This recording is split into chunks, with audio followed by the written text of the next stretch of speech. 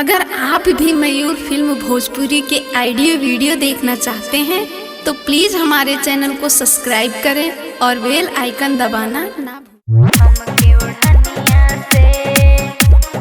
मयूर recording studio मेहपुरवा।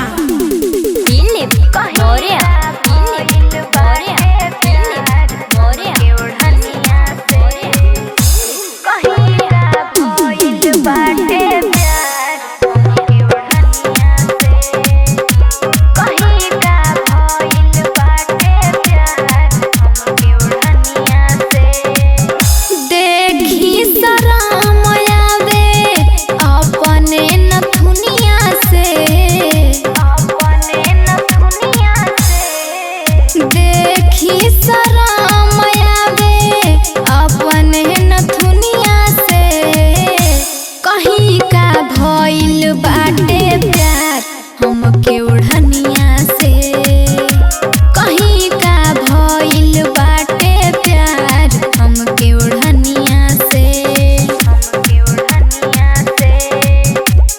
मयूर recording studio मेहपुरवा।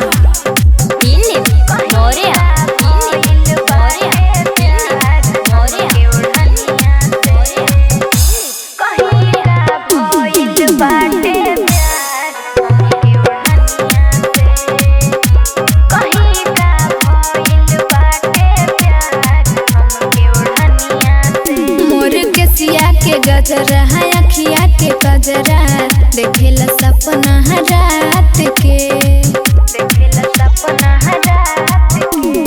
हवा बसंती से बहते ही नदी से, कहिले दिलवा के बात के। पूछिल बात रोकी लगनी चिड़ैया से,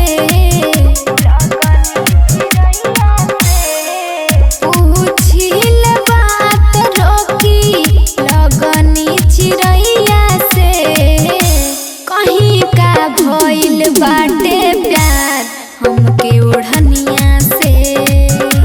कहीं का भइल बाटे प्यार, हमके ओढ़निया से। मयूर रिकॉर्डिंग स्टूडियो मेहपुरवा। कहीं का भइल बाटे प्यार,